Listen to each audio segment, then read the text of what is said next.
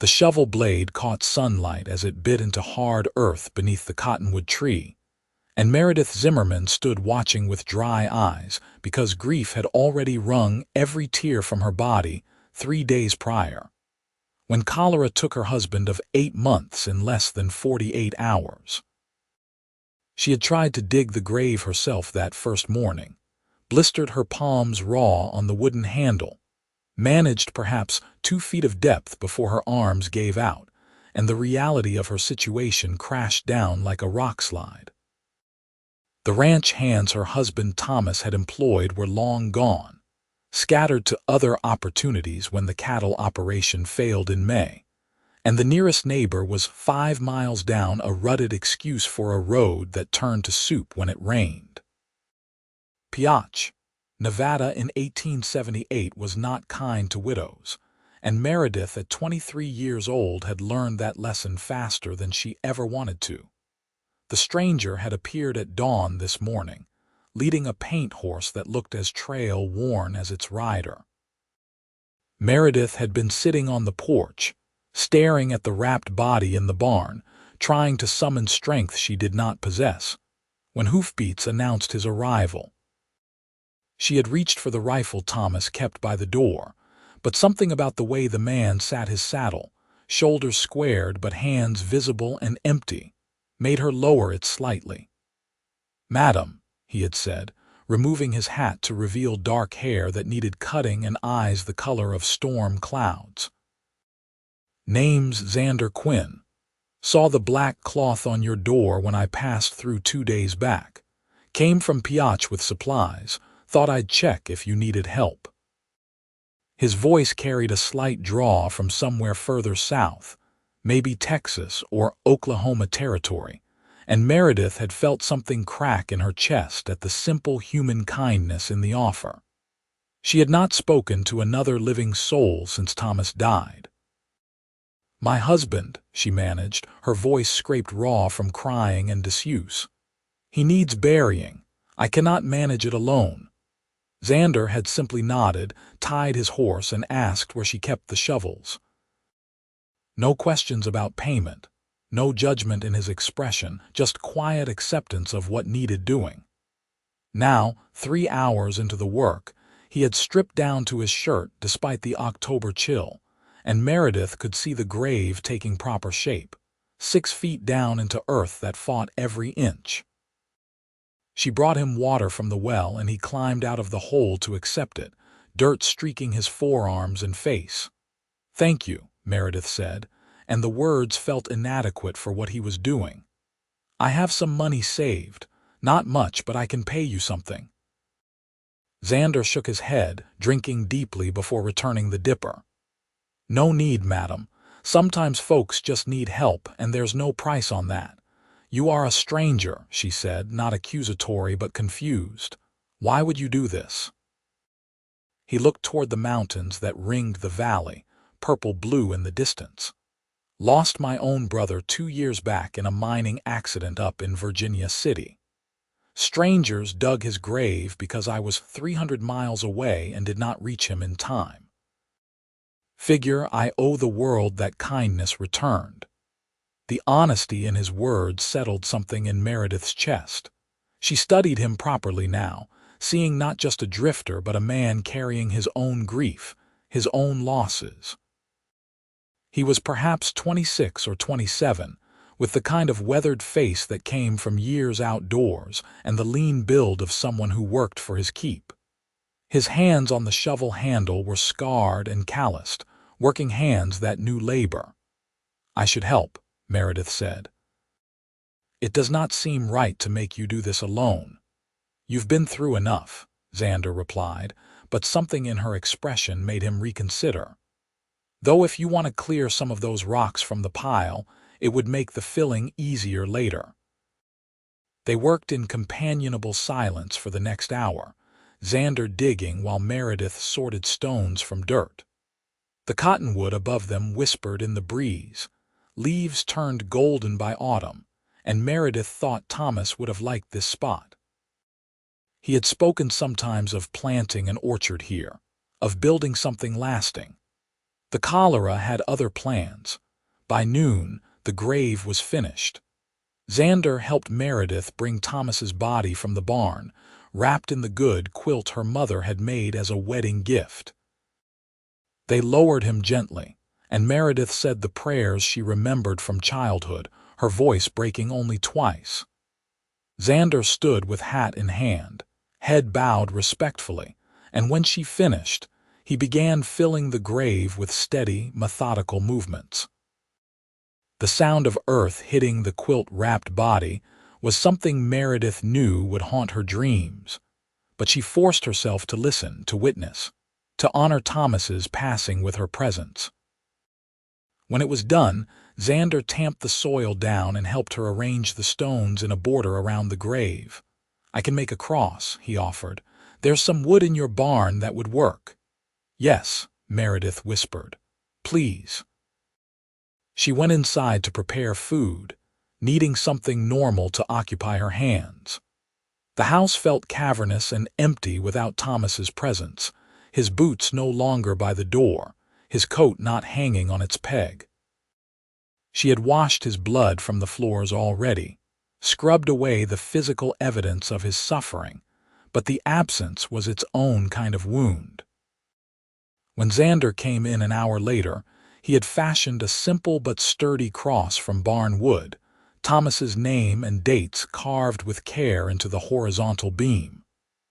"I took the liberty of checking your livestock while I was out there," he said carefully. "You've got 2 chickens, 1 milk cow and a mule. The cow needs milking badly, and your chickens are low on water." Shame heated Meredith's cheeks. She had been so consumed by grief and the impossible task of the burial that she had neglected the animals. "I will see to them." "Already done," Xander said. "Milk's in the pail by the door, and I fed them from what I found in the barn. But, madam, you are going to need to keep up with it. Animals cannot wait on grief." His words were blunt but not unkind, and Meredith recognized the truth in them. She gestured to the table where she had laid out bread, butter, and cold meat. "Will you eat? It is not much, but you have earned a meal." They ate in silence initially, but Meredith found herself studying her unexpected helper. There was something solid about Xander Quinn, something steady that made her feel less adrift than she had in days. "Where were you headed?" she asked finally. "Before you stopped here." "Nowhere in particular," Xander admitted. "I have been drifting since my brother died." Worked cattle drives, hired on as a ranch hand, did some prospecting that did not amount to much. Thought I might find work in Piotch for the winter, maybe the mines or freighting supplies. "Piotch is rough," Meredith said. "Thomas and I came through there when we first arrived in Nevada. The mining camps are violent places, especially now with silver production dropping." Xander's mouth quirked in something almost like a smile. "I have been in rough places before. I can handle myself," she believed him. There was a quiet competence in how he moved, how he spoke, that suggested a man who had seen trouble and survived it. After they ate, Xander set the cross at the head of Thomas's grave, driving it deep into the earth so the desert winds would not topple it. Meredith stood beside him, and for the first time since Thomas died, she felt the faintest spark of something other than despair. Not hope exactly, but perhaps the possibility that she might survive this. "Thank you," she said again. "For everything. You did not have to do any of this." "No," Xander agreed, "but it needed doing and you needed help. That is enough reason." He turned to leave, heading toward his horse, and Meredith felt sudden panic at the thought of being alone again. "Wait," she called, and he paused. "Your horse looks tired and you have worked hard today. There is a bunk in the barn and I have extra blankets. You could rest before heading to Piotch." Xander studied her face, and Meredith wondered what he saw there.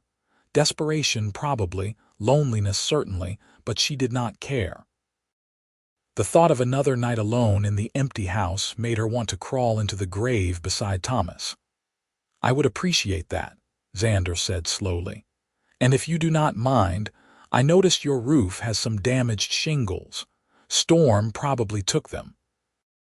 If you have materials, I could patch it tomorrow before I go. Cannot have you dealing with leaks when the winter rains come." Meredith had not even noticed the roof damage, had not thought to look up when her world was collapsing down.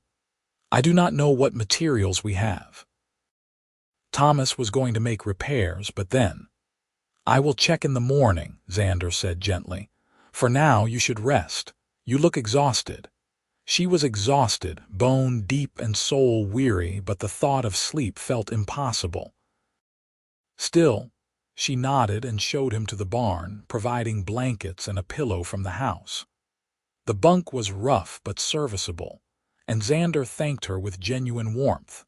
That night, Meredith lay in the bed she had shared with Thomas and stared at the ceiling. The house creaked and settled around her, familiar sounds that felt alien now. But somewhere in the darkness, knowing another person was near, she found herself able to breathe a little easier. Eventually, exhaustion claimed her, and she slept without dreams. Morning came cold and clear, frost silvering the ground. Meredith woke to find Xander already up, tending the animals again, and she felt another flush of shame at her helplessness. She dressed quickly and went to start breakfast, needing to do something useful. When Xander came in, stomping dirt from his boots at the door, she had coffee brewing and bacon sizzling in the pan. "Smells good," he said, warming his hands by the stove. "Cold out there this morning. Winter is coming early this year, I think." They ate together, and the domesticity of it struck Meredith as both comforting and painful. This was how it should have been with Thomas, quiet mornings and shared meals, building a life together. Instead, she was sharing breakfast with a stranger who had shown her more practical kindness than she had known in months. "I checked the barn," Xander said. "You have got some spare shingles and tar paper, enough to patch the worst of the damage. It will take most of the day, but it needs doing before the weather turns." "You have already done so much," Meredith protested. "I cannot ask you to give up another day." "You are not asking, I am offering." Xander's gray eyes held hers. "Besides, Piotr will still be there tomorrow. Jobs will still need filling. One more day will not hurt anything." Meredith felt her throat tighten with gratitude.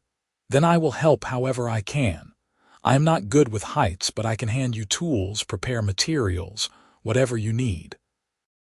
They spent the day working on the roof, Xander climbing up with the easy confidence of someone comfortable in high places, while Meredith organized supplies below. He had been right about the damage being worse than it appeared. Several shingles were completely gone, and water had been seeping into the attic space, rotting the boards beneath. "This has been leaking for weeks at least," Xander called down. "You have got some interior damage that needs addressing too, or you will have mold problems." Thomas was not handy with repairs, Meredith admitted. He was good with animals, with land management, but building and fixing were not his strengths. "We kept meaning to hire someone from town, but money was tight after the cattle venture failed." She had not meant to reveal so much, but something about Xander's steady presence made confession easy. He did not judge or offer platitudes, just listened while he worked. By mid-afternoon, he had replaced the damaged shingles and sealed the vulnerable spots with tar paper. When he climbed down, his hands were black with tar and his shirt was streaked with dirt, but his expression held satisfaction. "That should hold through the winter," he said. "But you will want to have someone check the attic boards in spring, replace any that are too far rotted." They cleaned up together, and Meredith heated water so Xander could wash. She found herself noticing small things about him. The careful way he moved, economical and efficient, the faint scar along his jawline, the way his eyes crinkled slightly when something amused him. He was handsome in a rough-hewn way, but more than that, He was genuine. In a territory full of men looking for their fortune or running from their past, Xander seemed simply present, solid, real. That evening, Meredith prepared a better meal, using some of her precious store of vegetables and the chicken she had been saving. If Xander was going to leave tomorrow, she wanted to send him off properly fed. Over dinner, she asked about his life, and he told her stories of cattle drives through Oklahoma, of his brother's dreams of striking it rich in the silver mines, of the telegram that had come too late for him to say goodbye. His voice remained steady, but Meredith heard the pain beneath the words, recognized it as kin to her own. "What will you do now?" Xander asked her. "Will you stay here or return to family?" The question hit harder than Meredith expected. "I have no family to return to. My parents died of influenza when I was 19. Thomas was my family, and now—" She gestured helplessly at the empty house. "I suppose I will try to keep the ranch going, though I have no idea how. Thomas had debts I am only beginning to discover, and I know nothing of running livestock or managing land." "You could sell," Xander suggested carefully. "Start fresh somewhere else. Who would buy this place?" Meredith asked bitterly. "A failed ranch with debt attached, miles from anywhere with a grave in the yard. No, I am stuck here for better or worse." Silence fell between them, heavy with the weight of impossible situations. Then Xander spoke, his words careful and measured. "What if you had help? Someone who knows ranching, who could work the land properly, build it back up." Meredith's heart stuttered. "I cannot afford to hire anyone. I can barely afford to feed myself through winter." "I am not talking about hiring." Xander's gaze was direct, serious. "I am talking about partnership. I work the ranch, help you build something sustainable. You provide room and board. We split any profits once debts are cleared." The offer was generous, maybe too generous, and Meredith's practical side warned her about accepting charity disguised as business. But the desperate part of her, the part that had been drowning in grief and impossibility, wanted to grab this lifeline with both hands. "Why would you do that?" she asked. "You do not know me. You do not owe me anything. You could find steady work in Piotch, earn real wages." Xander leaned back in his chair, considering his words. "I have been drifting for 2 years, moving from job to job, never settling. I am tired of it, tired of having no stake in anything, no reason to care about tomorrow. This place, it needs work, but it has good bones. Good water, decent grazing land, room to grow, and you need help. Seems like our needs line up." "But what happens when you want to move on?" Meredith challenged. "When you get tired of the hard work and isolation? I cannot afford to depend on someone who might disappear." "I give you my word I will stay at least through next spring," Xander said. "Help you get through the winter, get the ranch functional again. After that we can reassess. If it is not working, I will leave you in a better position than I found you. Fair." It was more than fair. It was salvation dressed up as a business arrangement, and Meredith knew she would be a fool to refuse. But something held her back, some lingering loyalty to Thomas's memory, maybe, or fear of what it would mean to have another man living on the property so soon after her husband's death. Xander seemed to read her hesitation. "I know it is a lot to consider. You do not have to answer tonight. Sleep on it and we can talk in the morning." That night, Meredith lay awake again, but this time her thoughts were less about grief and more about possibility. Could she really make this work? Could she trust this stranger who had appeared like Providence exactly when she needed help most? Her practical side cataloged the risks. He could be running from the law, could be a confidence man, could have dozens of ulterior motives. But her heart, battered as it was, insisted that Xander Quinn was exactly what he appeared to be, a decent man offering genuine help. By morning, she had made her decision. She found Xander already up, feeding the animals again, and she realized that in just 2 days, he had quietly taken over the tasks she had been neglecting. The chickens looked perkier, the cow was calm and content, and even the mule seemed less ornery. "I accept your offer," she said without preamble. "The partnership. If you are truly willing, I would be grateful for the help." Xander's face broke into a genuine smile, the first she had seen from him, and it transformed his features from merely handsome to genuinely striking. "I am willing. We will make this work, Meredith. I promise you that." The use of her first name should have felt presumptuous, but instead it felt natural, a recognition that they were entering into something that required trust and familiarity. She found herself smiling back, small and tentative but real. "Then we should discuss details," she said. "What needs doing first, how we will manage things." They spent the morning planning over coffee, and Meredith was impressed by Xander's knowledge and practicality.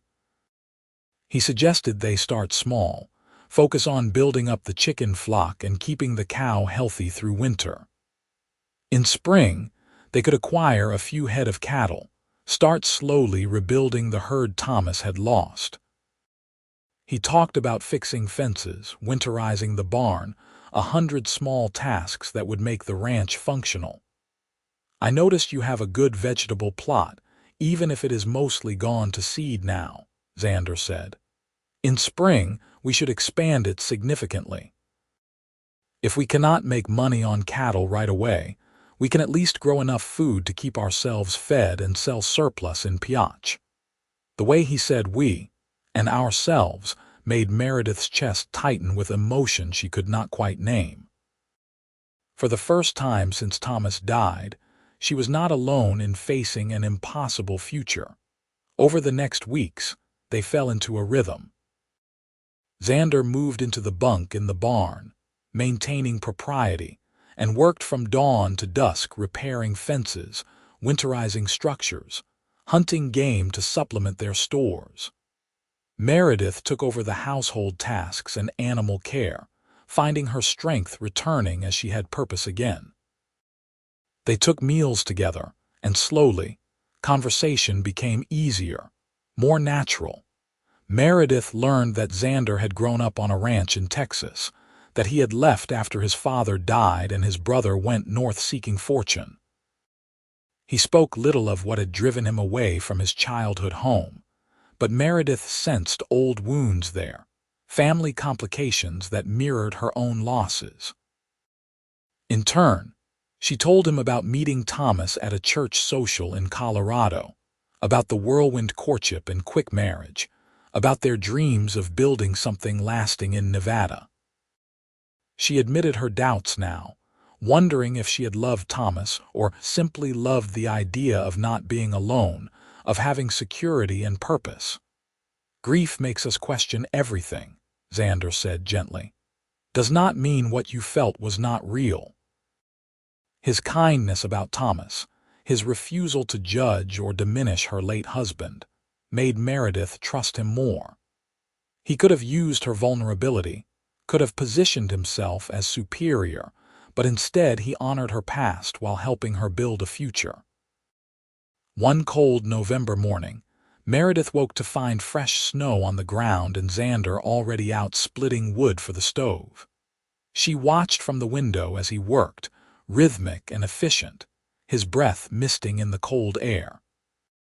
Something shifted in her chest, a feeling she was not ready to name but could not quite deny. She was developing feelings for Xander Quinn, not the desperate attachment of loneliness, but genuine affection born of respect and growing friendship. The realization terrified her. Thomas had been dead barely 2 months. Surely it was too soon, too wrong to feel anything for another man, but her heart, traitorous thing, did not care about should or proper or respectable. It noticed the way Xander smiled when he came in from the cold, the care he took with the animals, the respect he showed her in a dozen small ways daily. It noticed, and it wanted. Meredith tried to push the feelings down, to focus on work and survival. But as November turned to December, as they prepared for the hardest part of winter, she found it increasingly difficult to ignore the warmth that bloomed in her chest whenever Xander was near. One evening, a week before Christmas, they were repairing tack by lamplight when Xander spoke suddenly. "I need to tell you something, and I want you to hear it from me rather than from town gossip." Meredith's stomach dropped. Here it came, the revelation that would explain why a good man like Xander Quinn had been drifting alone. "All right. I was married once," he said, not meeting her eyes. "Back in Texas. Her name was Sarah, and we had been promised to each other since we were children. Got married when I was 21, and for a year, everything seemed perfect." He paused, and Meredith waited, her heart hammering. "Then I came home early from market one day and found her with another man. My best friend, actually." Xander's voice was flat, emotionless. "They had been carrying on for months, apparently. Half the town knew and nobody thought to tell me." "Xander," Meredith breathed, aching for him. "I did not hurt anyone," he continued. "Did not even shout. Just packed my things and left, filed for divorce through a lawyer, gave Sarah the house and started drifting. That was 6 years ago, and I have not been back to Texas since." "Is that why you left your family ranch?" Meredith asked softly. "Part of it. My father died a few months before I discovered the affair, and my older brother inherited the ranch. He wanted me to stay on as a hand, but I could not. Not in a place where everyone knew my shame, where I would see Sarah and her lover at every church service and social gathering. So I left, and I have been moving ever since." Meredith set down the bridle she had been working on and moved to sit beside Xander on the bench. "That was not your shame to carry. She was the one who broke vows." "I know that in my head," Xander said, "but my heart took longer to believe it. For years I wondered what I did wrong, how I failed her." "You did nothing wrong," Meredith said firmly. "Some people are just broken inside, and they break others to make themselves feel whole." Xander finally looked at her, and in his eyes she saw old pain and new hope tangled together. "I wanted you to know because I do not want secrets between us. If we are going to be partners, you deserve to know who I am, mistakes and all." "Then I should tell you too," Meredith said impulsively. "About Thomas and me." She told him about the growing suspicion that Thomas had married her more for convenience than love, that he had needed a wife to make his ranching dreams seem more legitimate to investors and creditors. She admitted her own culpability, that she had been so desperate to escape the charity of distant relatives after her parents died that she had ignored warning signs, had rushed into marriage with a man she barely knew. "We were not unhappy exactly," she explained. "But we were not truly happy either. We were two lonely people who found temporary comfort in each other, and then cholera took him before we could figure out if we wanted to build something real." "You think you could have," Xander asked, "built something real?" Meredith considered the question honestly. "I do not know. Maybe. Thomas was not a bad man, just a dreamer without the skills to make dreams reality, but he was kind to me in his way. I like to think we could have grown into real love given time." They sat in comfortable silence for a while, two wounded people finding solace in shared honesty. Then Xander spoke, his voice barely above a whisper. "I am glad I stopped here that day. Glad I could help. Glad we made this arrangement. These past months, working this ranch with you, it is the most at peace I have felt in years." "I feel it too," Meredith admitted. "Like maybe I can breathe again, like the future is not just this dark, impossible thing." Xander's hand found hers on the bench between them, warm and calloused and steady. Meredith did not pull away. They sat like that for a long moment, hands linked, hearts beginning to heal until the lamp burned low and they separated to seek their respective beds. That night, Meredith dreamed of spring, of green things growing, of life beginning again. Winter deepened, bringing snow that piled against the barn and ice that glazed the water trough each morning. Xander proved invaluable, his experience and strength the only things keeping the small ranch functioning. They worked together seamlessly now, anticipating each other's needs, communicating with glances and small gestures. On Christmas Eve, Meredith used some of their precious stores to bake bread and make a simple stew. She felt guilty for the extravagance, but Xander's face when he came in from evening chores made it worthwhile. "It smells like a real home," he said, wonder in his voice. They ate by lamplight, and afterward, Xander produced a small package wrapped in cloth. "I made something for you. It is not much, but I wanted you to have it." Inside was a beautifully carved wooden box, small enough to fit in her palm, with a delicate rose pattern on the lid. "Xander, it is beautiful," Meredith breathed. "When did you make this?" "Evenings in the barn," he admitted, looking shy. "I like working with wood, helps me think." Meredith opened the box to find it lined with soft cloth. "It is perfect. I will keep my mother's wedding ring in it. I have been carrying it in my pocket, afraid of losing it." She produced a small package of her own, feeling suddenly nervous.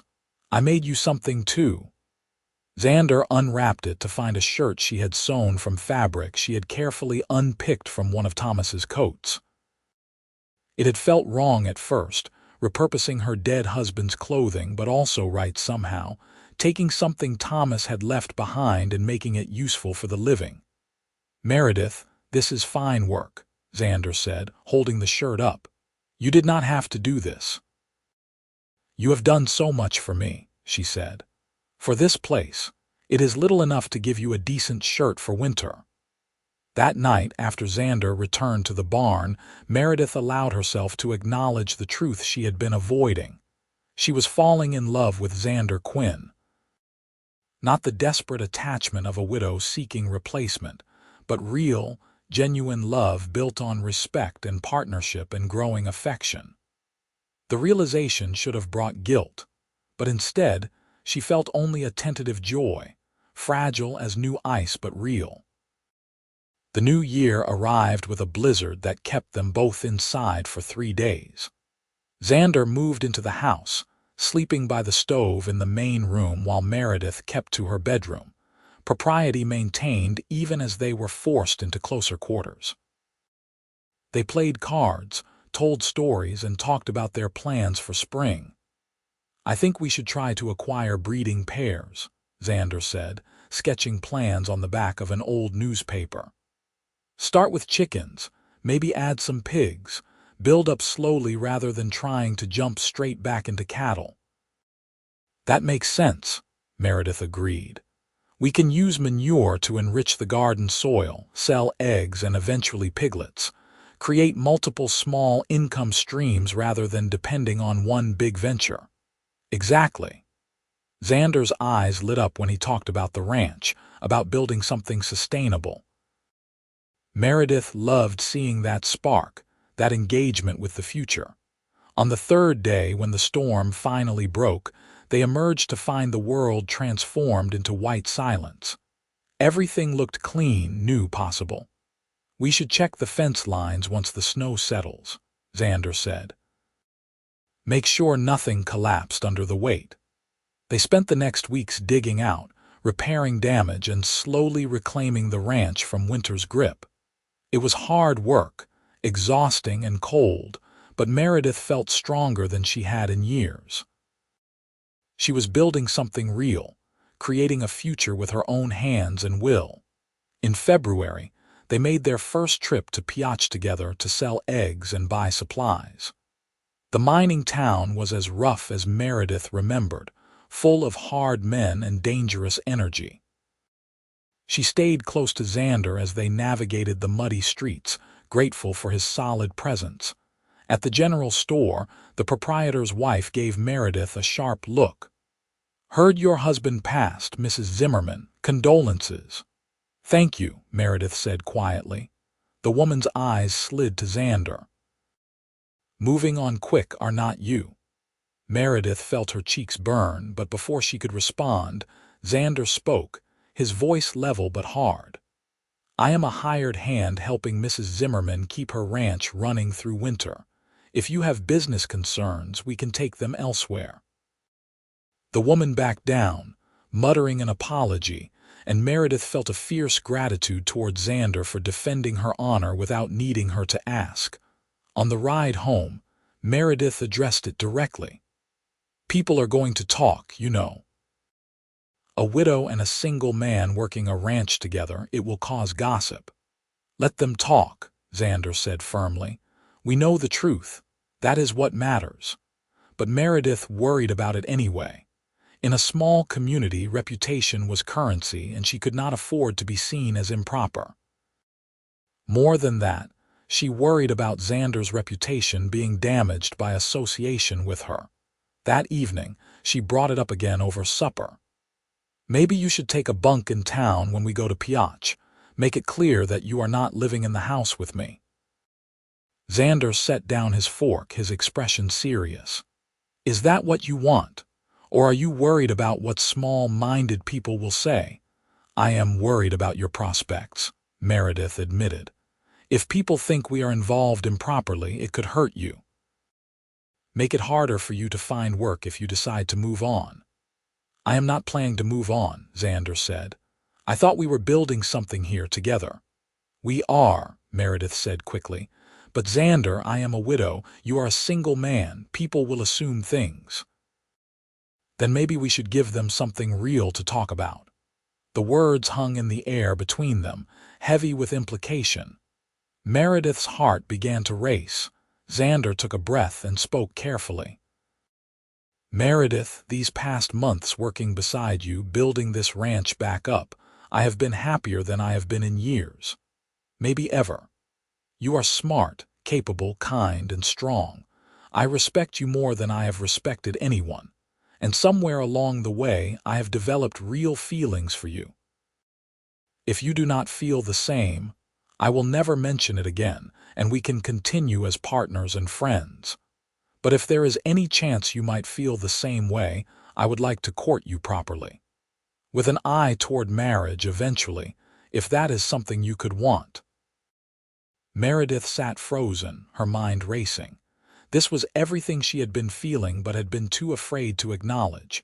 Xander was offering her exactly what her heart wanted, but fear and propriety warred within her. "Thomas has been dead only 4 months, she whispered. "What would people say?" "I do not care what people say," Xander replied. "But I care what you think, what you feel. If you need more time, I will wait. If you need a year, I will wait. I just need to know if there is any possibility that you could feel for me what I feel for you." Meredith looked at this man who had appeared at her lowest moment and given her not just help but hope. Who had worked himself to exhaustion making her ranch functional, who had honored her late husband's memory while gently offering her a future, who had proven himself steady and true in 100 small ways. "I do have feelings for you," she admitted, her voice shaking. "I have been trying to ignore them, trying to convince myself it was too soon, too wrong. But Xander, I think I am falling in love with you, and it terrifies me." The smile that broke across Xander's face was like sunrise. "You do not have to be terrified. We will take this as slow as you need. I am not going anywhere." He reached across the table, and Meredith placed her hand in his, feeling the rightness of it settle into her bones. "I would like you to court me," she said softly. "Properly, as you said.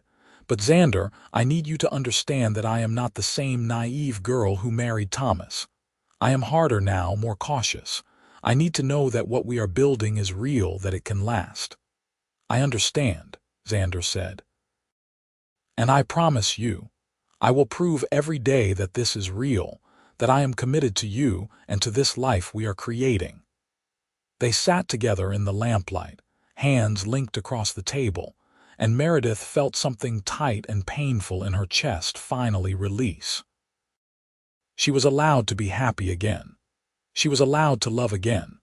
Thomas's death had been a tragedy, but her life did not have to end with his. Spring came slowly to Nevada, the snow melting in fits and starts, revealing brown earth that would need weeks to dry before planting. Xander and Meredith worked together preparing the garden plot, expanding it as they had planned. They acquired a dozen new laying hens and a rooster from a farmer outside Piotch, plus 2 young pigs that Xander built a pen for behind the barn. Their courtship was quiet and gentle, more practical than romantic on the surface but deeply rooted in genuine affection. Xander brought Meredith wildflowers when they started blooming in the high meadows. Meredith made Xander his favorite meals and mended his clothes with care. They talked for hours about everything and nothing, learning each other's minds and hearts. In late April, 6 months after Thomas's death, Xander asked Meredith to walk with him to the Cottonwood tree where her husband was buried. She felt a moment of trepidation, worried about the ghosts that might linger there, but followed him anyway. The grave was neat, well tended, the cross Xander had made still standing straight. Spring grass was beginning to grow around the stone border, softening the harsh reality of death. "I wanted to tell Thomas myself," Xander said, his hat in his hands, "that I love his widow and I intend to ask her to marry me. It seemed wrong not to acknowledge him, not to pay respects to the man who brought her to this place where I could find her." Tears stung Meredith's eyes at the kindness, the decency of the gesture. "He would have liked you," she said softly. "Thomas respected hard work and honesty. You embody both." Xander turned to her then, taking both her hands in his. "Meredith Zimmerman, I know it has only been a few months, and I know the world will say it is too soon. But I also know that I love you, that I want to spend my life beside you, building something lasting and real. Will you marry me?" Meredith looked at this good man, this unexpected blessing, and felt absolutely certain of her answer. "Yes. Yes, Xander, I will marry you." He kissed her then, gentle and sweet, and Meredith felt her heart open fully for the first time since grief had closed it. This was different from what she had felt for Thomas, deeper and stronger, built on partnership and true understanding. They were married in May in a simple ceremony in Piotch, with the general store owner and his wife as witnesses. The same woman who had judged Meredith in February now offered grudging congratulations, won over perhaps by Xander's steady presence and the obvious affection between the couple. Meredith wore a simple blue dress, the nicest thing she owned, and Xander wore his best shirt and a vest Meredith had made for him as a wedding gift. The ceremony was brief, but when the justice of the peace pronounced them husband and wife, Meredith felt the words settle into her soul with absolute rightness. Their wedding night was gentle and unhurried, and Meredith was grateful for Xander's patience as she navigated the difference between duty and desire, between going through motions and genuine passion. He made her feel cherished, valued, loved in ways she had not known were possible. The next morning they rode back to the ranch together as husband and wife, and Meredith felt the land itself seemed to welcome this new beginning. The garden was beginning to sprout, the animals were thriving, and everywhere she looked, she saw not just survival but potential. Over the summer they worked harder than Meredith had ever worked in her life, but the labor was joyful now, purposeful. They sold eggs and vegetables in Piotch, saved every penny, and by August had enough to purchase 3 young cattle, 2 heifers and a bull calf. It was a start, the foundation of the herd they dreamed of building. In September, Meredith realized she had missed her monthly courses. The realization brought a complex swirl of emotions: joy and fear and hope all tangled together.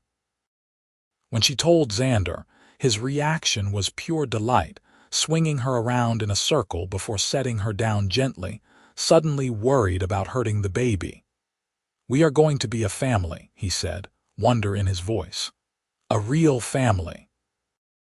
The pregnancy was harder than Meredith expected, complicated by morning sickness that lasted well into her second trimester. But Xander was endlessly patient, taking over tasks that made her nauseous, bringing her tea and crackers, rubbing her aching back in the evenings.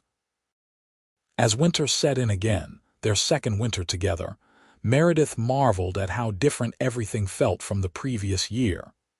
Then, she had been drowning in grief and impossible circumstances. Now, she was surrounded by love and possibility, growing a child and a future in equal measure. In late February of 1880, with snow still on the ground but the first hints of spring in the air, Meredith gave birth to a healthy baby boy. The labor was long and difficult, attended by a midwife from Piach, and marked by moments when Meredith was sure she could not go on. But Xander stayed by her side throughout, and when their son finally arrived, red-faced and squalling, Meredith felt a love so fierce it took her breath away. "What should we name him?" Xander asked, cradling the baby with practiced ease that surprised Meredith, until she remembered he had helped birth calves and foals. Meredith considered suggesting Thomas as a middle name, honoring her first husband, but it felt wrong somehow, like dragging the past into this new future. "What about Samuel?" she suggested instead. "It was my father's name." "Samuel Quinn," Xander said, testing it. "I like it. Strong name for a strong boy." Samuel proved to be a demanding baby, colicky and fussy, but Meredith and Xander navigated parenthood together with the same partnership they brought to everything. They took turns walking him when he would not sleep, shared the exhaustion and the joy in equal measure. Spring came, and with it the constant work of planting and tending. Meredith strapped Samuel to her back in a sling and worked the garden, feeling proud of her ability to manage both motherhood and ranch work. Their 3 cattle had survived the winter and were thriving, and in April one of the heifers gave birth to a healthy calf. "We are growing," Xander said, watching the calf nurse. "Slowly but steadily. In a few years we will have a real herd." By summer, they had saved enough to purchase 2 more heifers and another pig. The chickens were producing well, and Meredith's garden was abundant enough that they were selling significant produce in Piach. Money was still tight, but they were making progress, building something sustainable. One evening in July, as they sat on the porch watching the sunset with Samuel drowsing between them, Meredith reflected on the journey that had brought her here.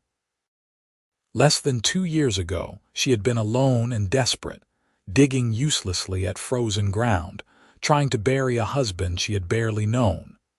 Now she had a partner who was also her best friend, a healthy son, and a ranch that was slowly but surely becoming profitable. "What are you thinking about?" Xander asked, noting her distant expression. "How strange life is," Meredith said. "How quickly everything can change for good or ill. If you had not stopped here that day, I do not know what would have become of me." "I think you would have found a way," Xander said. "You are stronger than you know." "Maybe," Meredith allowed, "but I am grateful I did not have to find out. I am grateful for you, for this life we have built." Xander leaned over and kissed her temple, careful not to disturb the sleeping baby. "I am grateful too, every single day." As summer faded into fall, they prepared for another winter with confidence born of experience. Their stores were fuller this year, their systems better organized. Samuel was growing quickly, already trying to pull himself up on furniture, and Meredith marveled at how fast time was passing.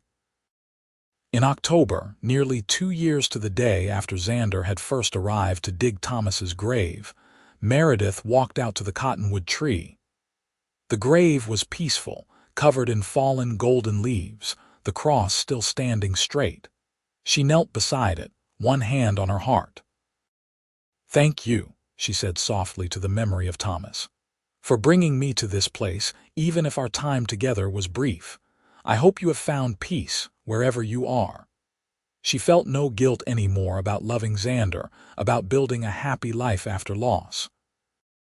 Thomas had deserved better than their marriage of convenience had given him, and she had deserved better too. But they had both done their best with what they knew, and that had to be enough. Xander found her there, having followed when she did not return. He stood quietly behind her, respectful of her moment with the past. "I am ready now," Meredith said, standing and turning to him. "Ready to let the grief go completely, ready to embrace our future without shadows." "You will always carry him with you," Xander said gently. "That is all right. He was part of your journey to where we are now." "You are a good man, Xander Quinn," Meredith said, taking his hand. "The best man I have ever known." They walked back to the house together, to their son who would be waking from his nap soon, to the animals that needed tending and the land that needed working, to the life they were building together, day by day, choice by choice, act of love by act of love. Winter came and went, and with the spring of 1881 came more growth. Their herd had grown to 8 head of cattle, and they had expanded the pig operation enough to sell breeding pairs to other ranchers. The garden was producing abundantly, and Meredith had started preserving and selling jams and pickles in Piotch, adding another income stream. Samuel was walking now, toddling around the ranch with fearless curiosity that gave Meredith constant heart palpitations. He was fascinated by the animals and would spend hours watching the chickens scratch or the pigs root, babbling commentary in his toddler language. In June, Meredith discovered she was pregnant again. The news brought joy but also practical concerns about managing the ranch work with 2 small children. But Xander was undaunted. "We will figure it out," he said. "Same way we have figured out everything else, together." This pregnancy was easier than the first, and Meredith worked almost until her delivery date in February of 1882. Their second child was a girl this time, with Xander's gray eyes and Meredith's dark hair. They named her Margaret, after Meredith's mother, and called her Maggie. If Samuel had been a demanding baby, Maggie was the opposite, content and peaceful from the start. She seemed to fit perfectly into their family, as if there had always been a Maggie-shaped hole waiting for her. The years began to blur together in the best possible way, marked by growth and plenty and love. By 1884, they had 20 head of cattle and were selling beef as well as breeding stock. The ranch had become profitable enough that they were able to hire a young hand to help with the heaviest work, freeing Xander to focus on management and expansion. Samuel, now 4 years old, was already showing interest in ranch work, following Xander everywhere and pestering him with endless questions. Maggie, at 2, was content to shadow Meredith, helping in the garden with more enthusiasm than skill. One evening in late summer, with both children finally asleep and the ranch quiet around them, Meredith and Xander sat on the porch watching stars emerge in the darkening sky. "You ever think about how close we came to never meeting?" Meredith asked. "If you had ridden through a day earlier or later, if you had not noticed the black cloth, if I had not accepted your help." "I try not to think about it," Xander admitted. "It makes me too aware of how lucky we got, how easily things could have been different." "Lucky," Meredith repeated softly. "Yes, I suppose that is what it was, but it felt like providence at the time, like you were sent exactly when I needed you most." "Maybe I was," Xander said.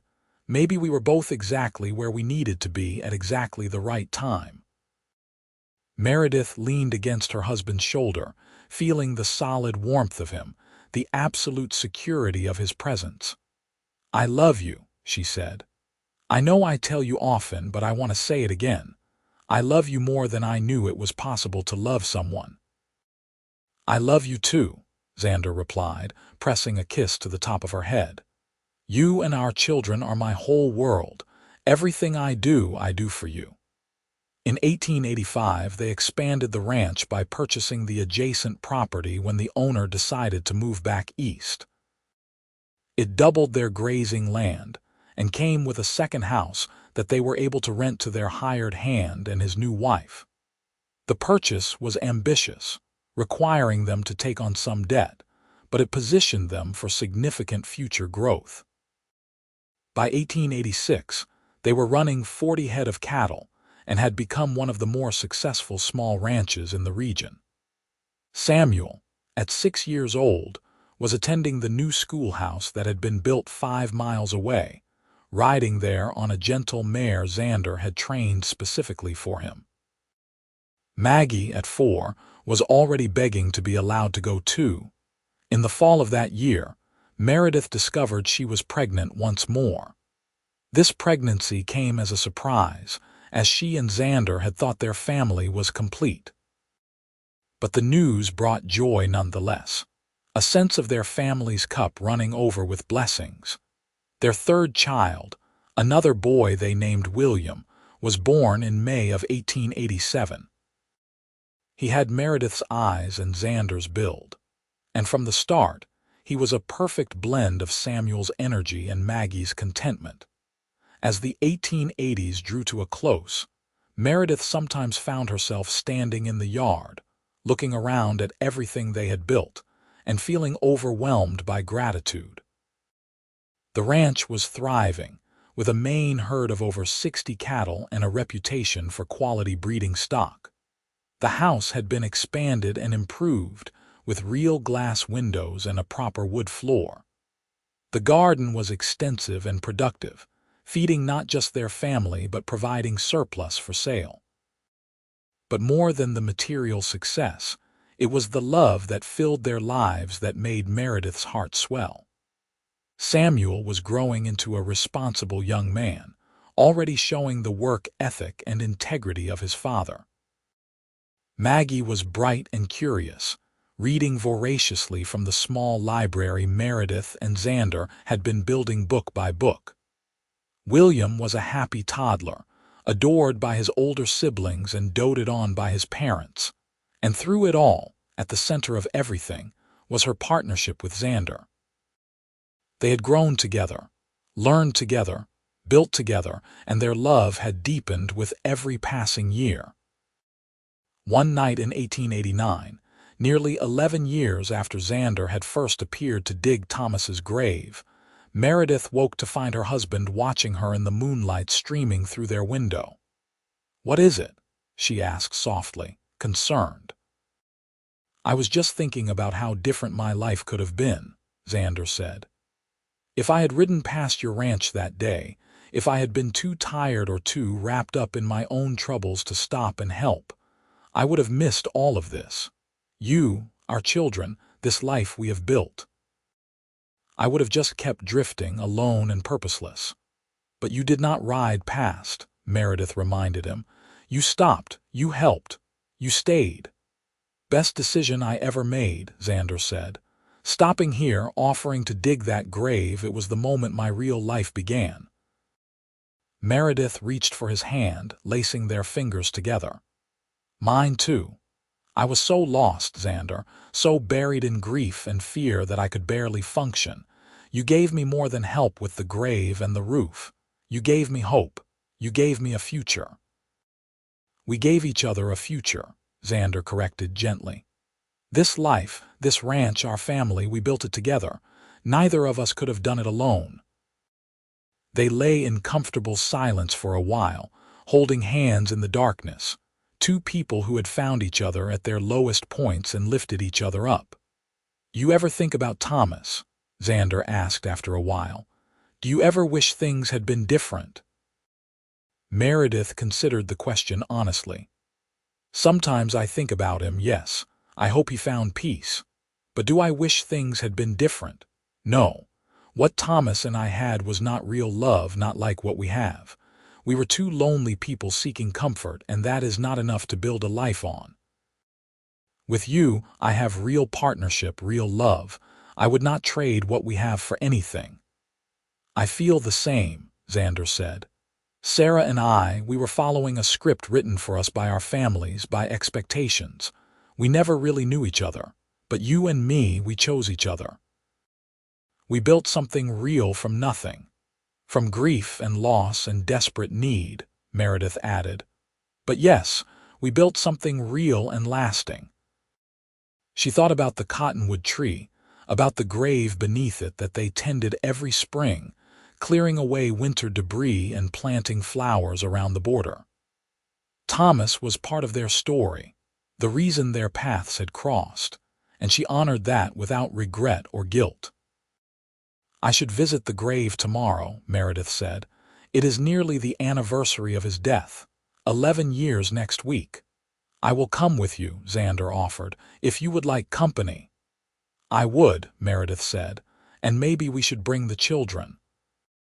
They are old enough to understand now, to know that this ranch and our family exist because of both tragedy and blessing.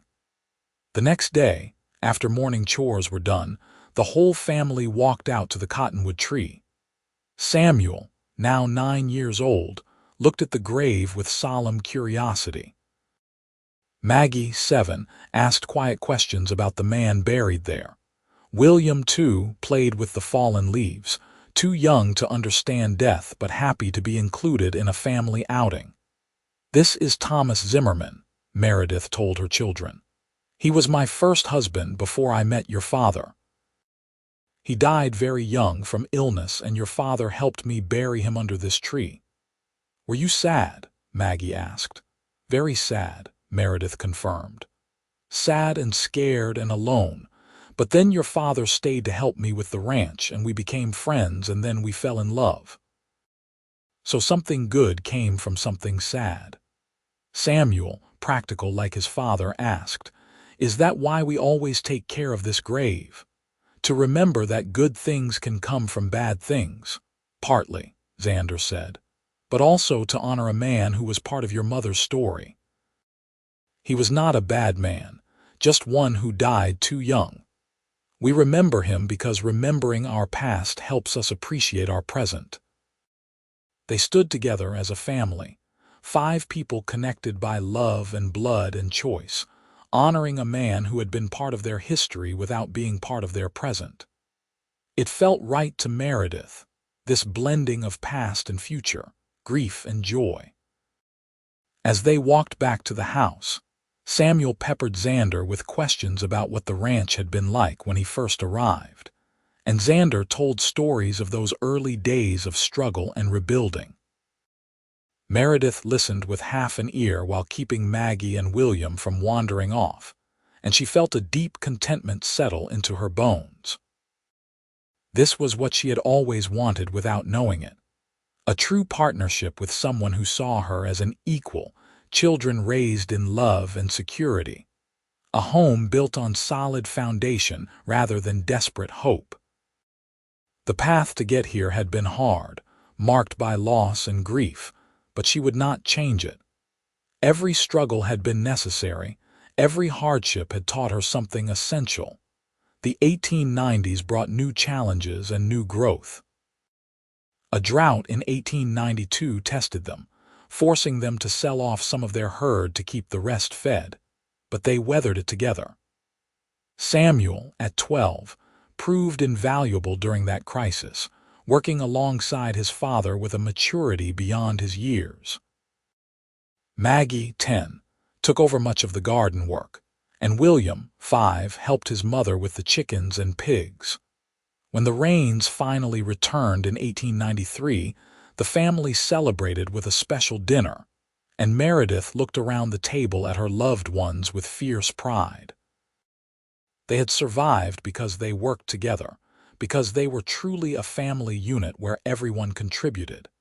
In 1895, Samuel turned 15 and announced that he wanted to attend the new agricultural college that had opened in Reno. The news brought mixed feelings for Meredith. Pride in her son's ambition and intelligence warred with sadness at the thought of him leaving. But Xander supported the idea immediately.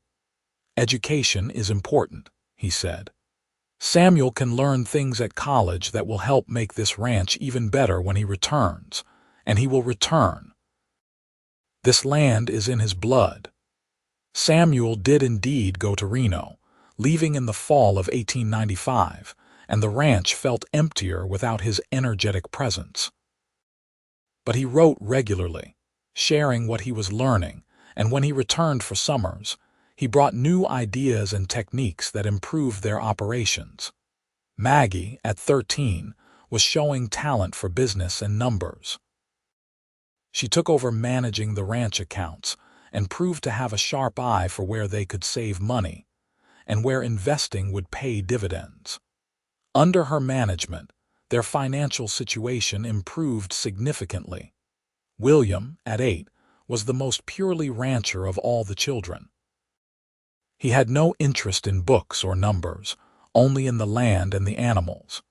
He could gentle a skittish horse with patience and kindness, could read weather signs like a sailor reading stars. Xander said he had never seen a natural like William. In 1897, Meredith turned 40 years old. The milestone made her reflective, thinking about how far she had come from the desperate 23-year-old widow she had been. She had gray in her hair now and lines around her eyes, but she felt more beautiful than she ever had in her youth. She was strong, capable, confident in herself and her place in the world. "You are even more beautiful now than the day I met you," Xander told her on her birthday, and she believed him because she could see the truth in his eyes. At 47, Xander was graying at the temples and had permanent laugh lines, but he was still strong and vital, still her rock and her partner in all things. They had been married 18 years, and Meredith loved him more with each passing day. Samuel graduated from college in 1899, returning to the ranch with his degree and a fiancée, a capable young woman named Alice who had grown up on a ranch in northern Nevada. The wedding was a joyful affair, held at the ranch with neighbors coming from miles around. Watching her oldest son pledge his life to his chosen partner, Meredith felt the circle of life turning, felt the continuity of love and family extending into the next generation. Samuel and Alice built a house on the far edge of the property, and Samuel took over day-to-day management of the cattle operation, freeing Xander to focus on breeding and long-term planning. It was a perfect partnership, father and son working together to continue building what Xander and Meredith had started. In 1900, as the new century dawned, Meredith stood on the porch of the ranch house and looked out over everything they had created. The ranch now ran over 200 head of cattle and was considered one of the most successful operations in the region. They employed 3 full-time hands and several seasonal workers. The house had been expanded twice and was now a proper home with indoor plumbing and a telephone line. But more than the material success, it was the legacy of love that made Meredith proudest. Samuel and Alice were expecting their first child, making Meredith and Xander grandparents. Maggie, at 18, was being courted by a young man from Piotch who worked at the bank, someone who appreciated her sharp mind and business acumen. William, at 13, was being mentored by Xander in the art of breeding cattle and was showing real promise. Xander came out to stand beside her, slipping an arm around her waist. "What are you thinking about?" "Everything," Meredith said. "The girl I was when I first came to Nevada, the widow I was when you found me, the woman I have become. I am thinking about how grateful I am for every moment, even the hard ones, because they all led me here." "To me," Xander teased gently. "To us," Meredith corrected. To this family, this ranch, this life we have built together. When you first appeared and offered to dig Thomas's grave, I thought you were just a kind stranger helping someone in need. I never imagined you would become my whole world." "I knew," Xander said softly. "The moment I saw you on that porch, something in me recognized you. I did not understand it then, did not have words for it, but I knew I was supposed to stop, supposed to help, supposed to stay." "I am glad you listened to that knowing," Meredith said. "I am glad you fixed my roof before you thought of leaving." She thought about those early days, about Xander noticing the damaged shingles and insisting on repairing them. It had been such a practical kindness, fixing her roof to protect her through the coming winter, but it had also been symbolic. He had been fixing her life, patching the holes grief had torn in her world, giving her shelter from the storm of loss. "I was never really planning to leave," Xander admitted. "Even when I told myself I would move on to Piotch, find work in the mines or with a freight company. Something about this place, about you, called to me. I wanted to stay before I even understood why." "Fate," Meredith said. "Or providence. Or just two broken people recognizing that together they could be whole." They stood together watching the sun set over their land, over the empire they had built from grief and determination and love. The cottonwood tree was visible in the distance, Thomas's grave a reminder of where they had started, of the loss that had somehow transformed into blessing. Their first grandchild, a boy Samuel and Alice named Daniel, was born in March of 1901. Holding the baby for the first time, Meredith felt the beautiful weight of continuity, of family extending forward into the future. This child would grow up on this ranch, would learn its stories, would carry forward the legacy she and Xander had created. Maggie married her banker in June of that year. A quiet ceremony followed by the couple's move to Piotch, where they planned to start their own business. Watching her daughter embark on her own adventure, Meredith thought about the importance of letting the people you love make their own paths, even when it meant letting them go. William, at 14, announced that he never wanted to leave the ranch, that everything he wanted in life was right here. Meredith saw herself in his fierce attachment to the land, his sense of belonging to a place rather than just living in it. As 1902 approached, marking 24 years since Xander had first appeared at the ranch, Meredith and Xander decided to take a trip, their first real vacation. They left the ranch in Samuel and William's capable hands and traveled by train to San Francisco, experiencing the wonder of the city together. Walking along the waterfront, watching ships in the harbor, Meredith marveled at how different this world was from the rough Nevada ranch lands. But she also found herself missing home, missing the simplicity and honesty of ranch life. "We built something real," she said to Xander as they watched the sunset over the Pacific. "In a world that keeps changing, keeps growing more complicated, we have this simple true thing. Our ranch, our family, our love, it is something solid in a shifting world." "It is," Xander agreed, "and it will last long after we are gone. Samuel and Daniel will carry it forward and their children after them. What we started that day I dug Thomas's grave, it was the beginning of something that will outlast us both." The thought was comforting rather than sad. Meredith had created something lasting, had left a mark on the world that mattered. Not through wealth or fame, but through love and family and the patient building of something sustainable. They returned to the ranch in late summer, both glad to be home. The land looked beautiful in the afternoon light, golden grass waving in the breeze, cattle dotting the hillsides. Samuel and Alice's house had smoke rising from the chimney, and William was working a young horse in the corral. It was home in every sense of the word. That fall, on the anniversary of the day Xander had first arrived, they held a celebration. Family and friends came from throughout the region to honor not just their successful ranch, but their successful marriage and the family they had built. There was food and music and dancing, and Meredith danced with Xander under the stars, feeling young and hopeful despite her 45 years. "I love you," she told him as they swayed to the music. "I have loved you for 24 years, and I will love you for however many years we have left." "I love you too," Xander replied. "You are my heart, Meredith. Everything good in my life traces back to the day I met you." As the party wound down and guests departed, Meredith found herself walking alone to the Cottonwood tree. She had not visited Thomas's grave in several months, caught up in the busyness of life, and she wanted to pay her respects on this anniversary. The grave was peaceful in the moonlight, well tended by William, who had taken over the maintenance as one of his chores.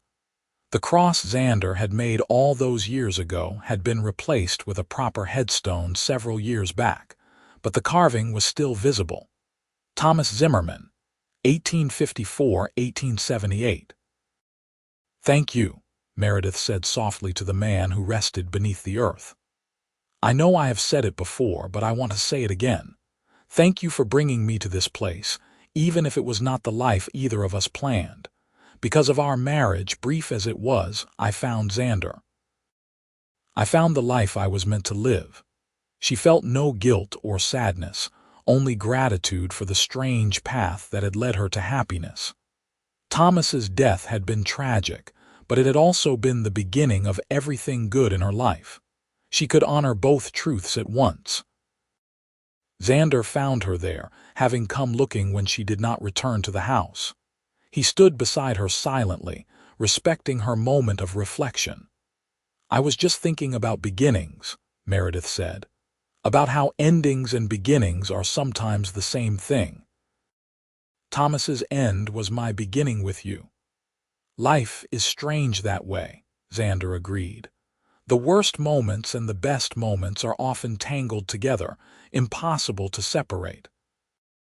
They walked back to the house hand in hand, past the barn where they had stored their first hay crop together, past the garden where they had worked side by side for 24 years, past the corral where they had broken horses and raised children and built a life. The years continued to roll forward, bringing both joy and sorrow as all years do. Xander's health began to fail in his late 50s, the hard years of ranch work taking their toll, but he remained active and engaged with the ranch and family. Meredith developed arthritis in her hands, but she continued to garden and manage the household with stubborn determination. Samuel and Alice had 3 more children, giving Meredith and Xander 4 grandchildren total. Maggie and her husband had 2 children and a successful business in Piotch. William married a rancher's daughter from Wyoming and brought her to live on the ranch, building yet another house on the property and taking over more of the daily operations as Xander stepped back. In 1910, as Meredith approached her 53rd birthday, she realized she had now been married to Xander for 32 years, far longer than she could have imagined that desperate day when he had first appeared. She had spent more than half her life with this man, had built everything that mattered with him. They celebrated their anniversary quietly, just the 2 of them sitting on the porch watching the sunset as they had done thousands of times before. "You have any regrets?" Xander asked. "Anything you wish had been different?" Meredith considered the question seriously. "I regret that Thomas died so young, that he never got to see what this ranch became. I regret the years I wasted being afraid before I met you, but the life we have built together. Our children, our grandchildren, this ranch, no regrets there, not a single one." "Good," Xander said, "because I plan to love you for many more years yet. We are not done writing our story, and they were not done." They had years yet ahead of them. Years of watching grandchildren grow, of seeing the ranch continue to thrive under the next generation's management, of growing old together with grace and gratitude. When they finally passed, many years later within months of each other as long-married couples sometimes do, they were buried together beneath another cottonwood tree on the far side of the property, their graves side by side facing the mountains they had loved. Samuel insisted on carving their headstones himself, wanting to honor his parents with his own hands. On Xander's stone he carved, Xander Quinn, 1851–1915. He stopped to help a stranger and found his home. On Meredith's, Meredith Zimmerman Quinn, 1857–1915. She survived grief and built a legacy of love. And between the two stones at the base of the cottonwood tree, the family placed a plaque that read, "Here rest two people who turned tragedy into blessing, who built something lasting from loss, who proved that love can grow even in the hardest soil." Their legacy lives on in this land and in the family they created. The ranch continued for generations, passed down through Samuel's line, then to his children and their children after them. The story of how it began became family legend. The desperate widow, the kind stranger, the grave dug under the cottonwood tree, the roof repaired before he thought of leaving.